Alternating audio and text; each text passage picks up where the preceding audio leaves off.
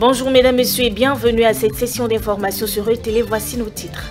Cérémonie de prière pour une élection apaisée au Bénin. L'initiative émane des têtes couronnées des départements du littoral et de l'Atlantique. Les détails dans cette édition. Vous suivrez également dans cette édition les différents comptes rendus des rubriques de votre émission hebdomadaire Dimanche c'est politique. Et puis en Chine, le gouti est un instrument de musique qui s'impose encore de nos jours. Cet instrument artistique de vieille date attire de plus en plus de jeunes.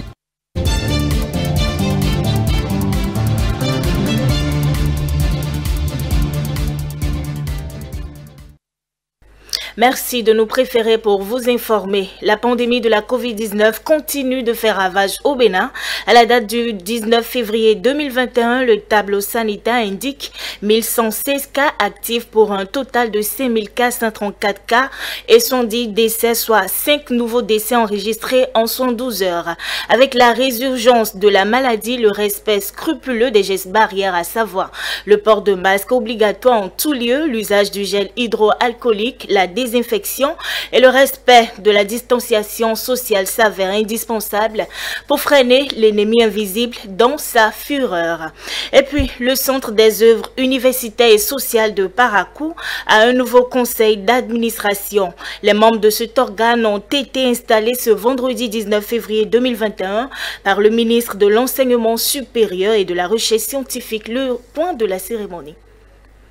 Éléonore Yahi Ladécan, dans les locaux du Centre des œuvres universitaires et sociales de l'Université de Parakou, ce vendredi 19 février 2021, la ministre de l'Enseignement supérieur et de la Recherche scientifique y est allée pour présider la cérémonie d'installation des nouveaux membres du conseil d'administration. Les membres du conseil d'administration sont nommés pour un mandat de 3 ans pour compter de la date de leur installation. Monsieur Josué Kolade Azandegbe est nommé président du conseil d'administration du Centre des œuvres universitaires et sociales de Parakou. Ils ont été nommés par décret du 10 février 2021 et sont désormais 7 au sein de cet organe au lieu de 11 dans l'ancien conseil. Avec leur installation, ils prennent officiellement fonction et sont appelés à œuvrer aux côtés des autorités du COUS afin de relever, entre autres, les défis liés à la restauration, à l'hébergement, aux allocations des étudiants. Vous savez déjà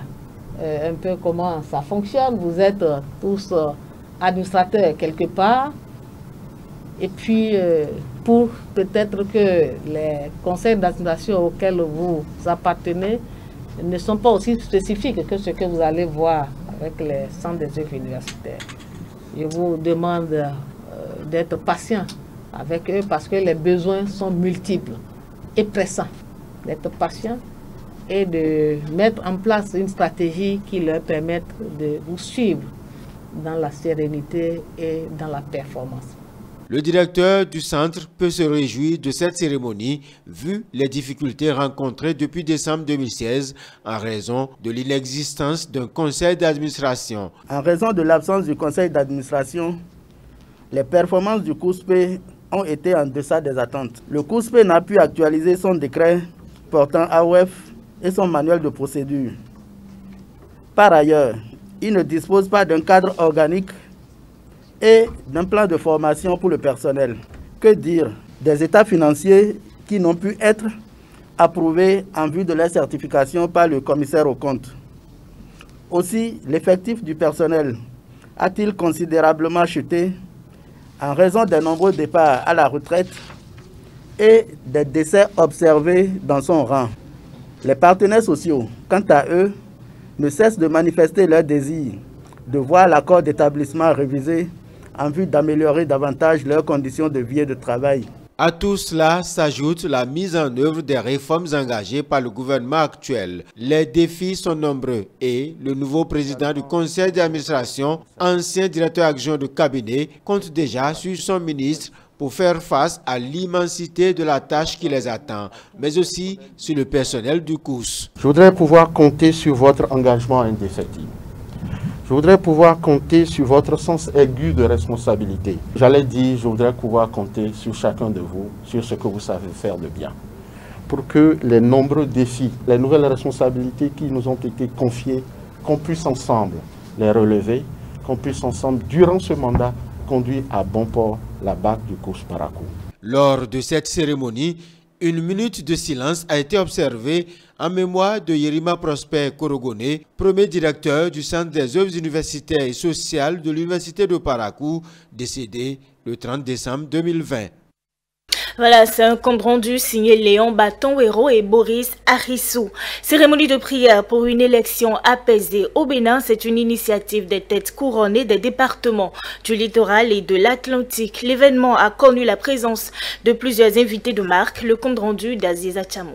La paix et l'unité pour toutes les filles et tous les fils du Bénin en cette période au cours de laquelle notre pays s'apprête à connaître le scrutin du 11 avril prochain et l'éradication de la COVID-19 du territoire national. C'est la raison qui justifie à cette cérémonie la présence de cette tête couronnée et hauts dignitaires du Vaudou, des départements de l'Atlantique et du littoral. C'est une grande prière organisée à l'occasion de la cérémonie annuelle des Huetanou, dirigée de main de maître par Sa Majesté Da Daanok Pesso, chef suprême de Dan Malenou Agadjou. Nous sommes ici dans le village de Togben, arrondissement de Djanglamé, dans la commune de Torfort. À l'entame de la cérémonie de prière, c'est à un tableau de danse riche et varié qu'a eu droit le public, gage de la valorisation de notre patrimoine culturel. Et pour le parrain de la cérémonie, l'événement était opportun à plusieurs titres. L'événement qui nous a réunis, c'est un événement concernant la paix. La paix avant, pendant et après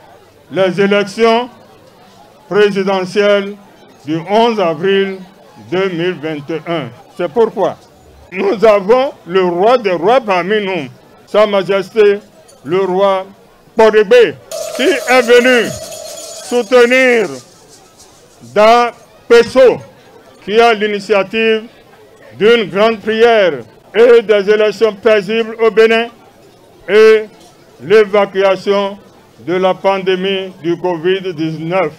Nous prions Dieu et les membres de nos ancêtres, comme la Constitution béninoise l'a inscrit, que vraiment tous et toutes nous soyons bénis pour le développement de la nation béninoise et pour que les élections se passent vraiment dans la paix.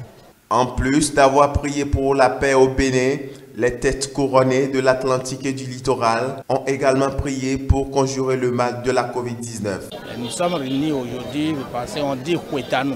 C'est une cérémonie qu'on fait chaque année pour toute fétiche, mais pour Damalenou c'est un peu différent. Vous allez voir qu'il y a trop de monde parce que c'est son savoir-faire, savoir gérer, unir les uns et les autres qui fait que tout le monde s'est regroupé comme ça. Unir les uns et les autres, si vous n'êtes pas en bonne santé, vous ne pouvez pas vous retrouver. Il y a une maladie qui est arrivée. Et puis ce n'est pas le commencement des maladies comme ça. Donc c'est depuis nos aïeux que ça arrive. Comment faire, comment eux ils font pour éponger ce genre de choses. Et deuxièmement, vous voyez que nous sommes en face d'un événement qui s'approche déjà. Je parle de l'élection présidentielle. Vous voyez, il faut prier pour le pays. Il faut prier pour qu'il n'y ait pas effusion de sang. Qui veut la paix, prépare la paix. Aussi, il y a cette crise sanitaire qui bouleverse le monde entier. Nous allons prier pour que le coronavirus, n'est-ce pas, cesse de nous embêter, de nous déranger, de déranger le monde entier. Le Bénin est un havre de paix et il continuera par étonner le monde par sa maturité. Au terme de la grande cérémonie de prière, cette bête a été immolée en guise de sacrifice.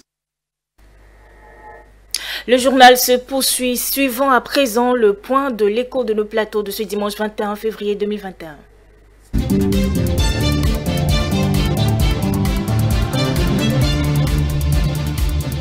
Le silence des responsables du Parti Les Démocrates depuis l'invalidation de leur dossier de candidature et l'affaire de détournement au port autonome de Cotonou sont entre autres sujets abordés au cours de la rubrique l'hebdo des éditorialistes de votre émission Dimanche politique de ce 21 février 2021. Stélia Padonou pour le résumé.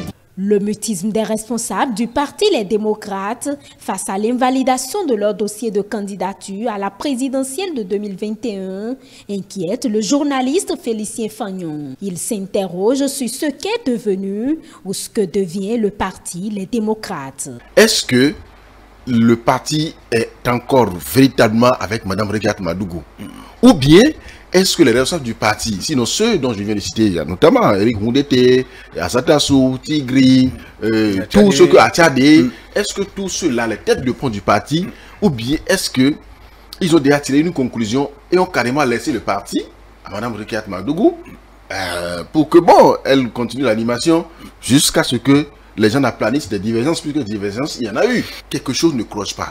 Est-ce que le parti n'est pas en train d'abandonner Mme Madougou, ou bien est-ce que ceux-là dont je viens de citer le nom ne sont pas en train de faire encore, de reculer, de faire un pas en arrière, laissant le parti? Est-ce que nous n'allons pas assister encore à cette scène-là où, bon, des gens finissent par laisser FCBE à ceux qui s'en étaient accaparés, puis c'est devenu pour eux, ils sont allés créer les démocrates. Est-ce qu'ils ne sont pas en train de lâcher aussi les démocrates? Urbain Akapo pense, lui, qu'il s'agit d'un jeu politique plutôt que d'un silence. Lorsque j'analyse un peu leur façon de se comporter face à la situation actuelle, à la présidentielle, lorsqu'on parle de parrainage, depuis que cette affaire a commencé, cette affaire de système partisan a commencé, la conclusion que moi je tire à travers ce qui se passe là, c'est que c'est des gens, soit ils sont impuissants face à Talon, et ils n'ont pas les armes nécessaires pour combattre le monsieur, soit c'est des gens qui jouent du Aguidi, comme le dit le président lui-même, c'est du Aguidi, c'est-à-dire faire en sorte de montrer à la population qu'on est en train de défendre les intérêts de ce peuple, alors que c'est les intérêts inavoués, les intérêts personnels, hein, de chacun défend sa poche. Et bon, quand on fait un peu de tapage, on nous trouve des miettes, on se tait, on se calme, et l'autre joue à son jeu pour montrer à la face du monde que, bon, véritablement, il y a une opposition au Bénin qui se joue, quoi. Les invités de Théodule Ronsa se sont également prononcés sur l'affaire de détournement au port autonome de Cotonou, dans laquelle 3 partisans du pouvoir actuel ont été placés sous mandat de dépôt. Selon les débatteurs, c'est une fois encore une invite au respect du bien public. Malgré leur implication dans le processus électoral en cours, malgré leur proximité et tout le travail qu'ils font aujourd'hui, les institutions de la République, les services compétents n'ont pas eu froid aux yeux à leur mettre la main dessus. Ce n'est pas un événement, et je ne pense même pas que cela préoccupe encore le chef d'État aujourd'hui. Pour lui, le système est là, est mis en place. Mon enfant tombe dedans, vous le prenez. Si c'est ma femme, vous le prenez. C'est l'opposition peut-être qui ne se rend pas encore compte que l'impunité n'existe plus aujourd'hui dans le système, et que bon, pour eux, c'est eux seuls. C'est quand même un signal très fort, et je crois que ça fera peur lorsque je vois des fous, des anciens fous du roi, hein, qui sont coués devant, qui sont derrière les grillages. C'est quand même déjà un signal très fort aux autres qui sont encore dans l'ombre et qui veulent faire mal à ce pays.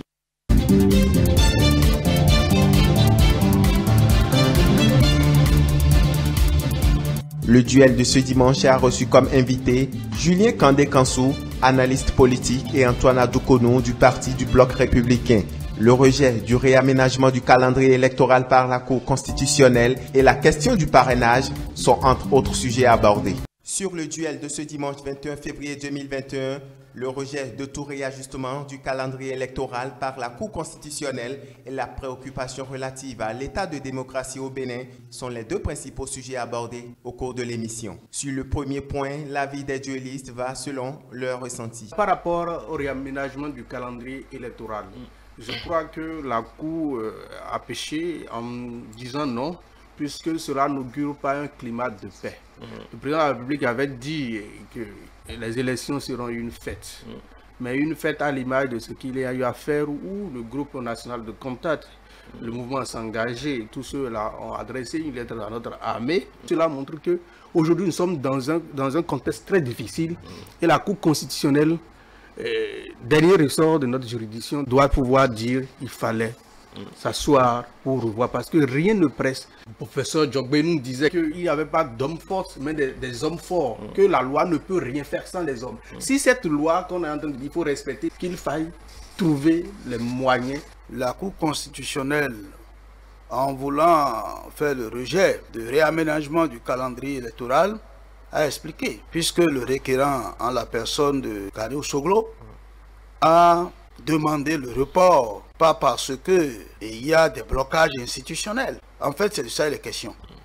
Et la Cour, en répondant donc, a visé la décision DCC 20-641 du 19 novembre 2020, décision à travers laquelle la Cour avait déjà énoncé que lorsque nous avons des décisions au plan international ou communautaire et qui viennent en conflit avec une décision rendue par la Cour constitutionnelle, que c'est la décision de la Cour constitutionnelle qui prime sur la décision communautaire. Par conséquent, votre requête est rejetée. Le Bénin est-il réellement un État démocratique? Les débatteurs sur ce sujet semblent ne pas partager le même avis. Nous sommes dans un pays où, quand les voix sont opposées à celles des princes du moment, vous n'êtes pas en liberté. On a vu beaucoup de personnes qui ont fui le pays.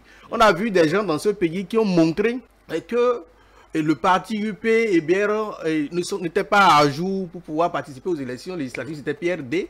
Mais au lieu de s'attaquer à la vérité, à ce qu'on a dit, on dit où est-ce que vous avez trouvé les dossiers dans ce pays. Donc ce sont des choses qui montrent que nous ne sommes pas en démocratie. La démocratie, c'est un état de droit. Cette déboire qu'on a observé au niveau des démocrates, principalement sa candidate qui a par rapport au parrainage. La loi a parlé de parrainage d'élus. Ça veut dire que si je dois avoir de parrainage, je les aurai à une élection. Donc, quelqu'un qui veut avoir de parrainage, la règle c'est qu'il aura les parrains à travers les élections. Tous les autres cas de figure ne sont que l'exception. C'est-à-dire les avoirs sans les élections n'est qu'un cas exceptionnel. Si vous savez que vous devez avoir des parrains, il fallait courir pendant les législatives, courir pendant les communales. Le scrutin du 11 avril prochain est un moment d'expression de la démocratie. Les débatteurs invitent les différents courants politiques à l'esprit de la culture de tempérance et de la paix.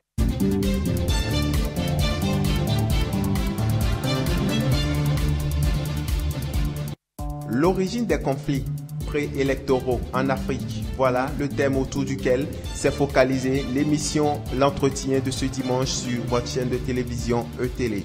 En éclaireur, l'invité Dr Luc Martin Hunkari a donné sa lecture des choses sur les raisons des récurrentes violences observées sur le continent noir à l'approche des élections. Elia Djiran. La Constitution, cause fondamentale des conflits en Afrique. Dr Luc Martin Hunkari en est plus que convaincu. Selon lui, les constitutions des pays africains ne sont pas rédigées en tenant compte de leur réalité sociologique. Elles sont plutôt un recopiage des versions des pays qui les ont colonisés. La constitution, c'est l'âme d'un peuple. C'est pratiquement la constitution des pays qui nous ont colonisés que nous avons adoptée. Les dernières élections sur le continent, vous avez vu, et celles qui suivront, vous verrez. Il y en a une qui se passe aujourd'hui. Je peux dire que moi, je connais déjà les résultats. Donc, nous nous trompons. On fait la politique d'autruche. Nous devons nous parler sérieusement et faire des analyses profondes. Parce que, en vérité, les politiciens savent quel est l'intérêt qu'ils ont à conserver le pouvoir longtemps. Et c'est pour ça qu'ils ne veulent pas aller à ces approches de solutions. Ce n'est pas la solution idéale où tout va, non. Mais il me semble que ça nous approche. Il précise que celle du Bénin est inspirée de la Constitution de la 5e République française et indique que cela ne reflète pas notre culture, nos différences de langue, notre sensibilité, en un mot, nos réalités. La France, elle, avait au départ un régime parlementaire. D'ailleurs, jusqu'aujourd'hui, elle y est. Mais nos États se sont dotés d'une constitution qui donne au niveau du pouvoir exécutif un président de la République qui est le seul et unique détenteur de tous les pouvoirs pratiquement. À partir de ce moment, eh bien, le pouvoir représentatif dont nous parlons, que le peuple donne aux dirigeants, devient une arme redoutable Parce que, par ce pouvoir, il peut tenir le peuple. Pour Dr Luc Martin Roncanry, la démocratie représentative adoptée par les États africains porte en elle des germes de conflit, puisqu'il faut périodiquement élire les membres des organes représentatifs.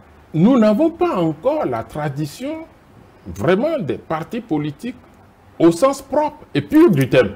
Il n'y avait que, et il continue d'avoir des clubs électoraux. Parce qu'un pouvoir, un parti suppose des objectifs clairs, une philosophie claire, une idéologie claire et des membres qui sont convaincus, je parle de la conviction, de ce qu'ils veulent faire et ils sont ensemble sans tenir compte de leur appartenance à une religion, à une région, à une ethnie, etc.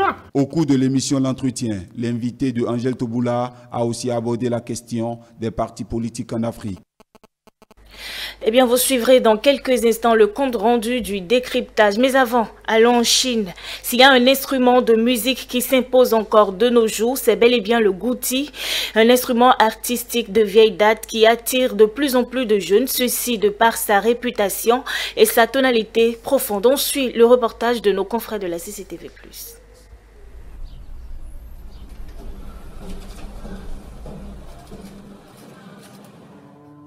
En tant que l'un des plus anciens instruments de musique chinois, le gouti a une histoire de plus de 3000 ans. Le mot gu, qui signifie ancien en chinois, a été ajouté a posteriori, le nom original de l'instrument étant simplement qin. Mais comme de nombreux instruments de musique moderne sont également appelés qin, il a été décidé de baptiser celui-ci guqin. Jouissant d'une forme élégante, les guqin sont réputés pour leur tonalité profonde et leur son long et sont très appréciés par les Chinois.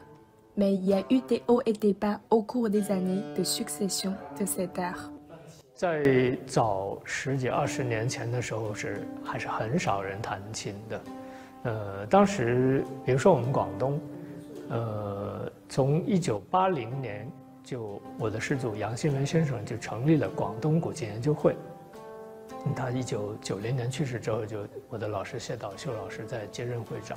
那从成立广东古琴研究会以来，就基本上就是每个月会办一次雅集，雅集就是弹琴的人的聚会，每个月聚会弹琴，一些交流相互切磋，基本上没有间断过。 C'est la persévérance de ces vieux artistes qui, avec le temps, a permis de conserver et sublimer le charme du goutin, ce qui lui permet aujourd'hui d'attirer de plus en plus de jeunes et de lui insuffler de nouveaux éléments.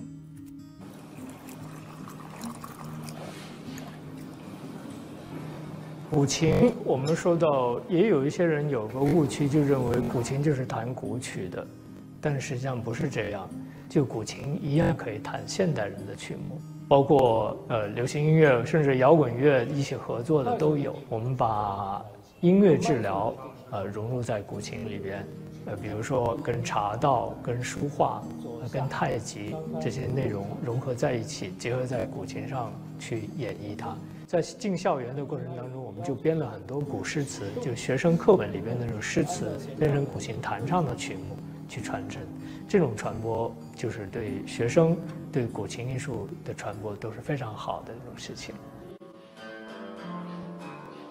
我们更希望是越来越多的人能够真正的走进古琴艺术，真正的到各个非遗项目去切实的去体验，体验了之后要知道这种传统文化的好，然后能够去传承、传播它，这个是我们所希望、所愿意看到的。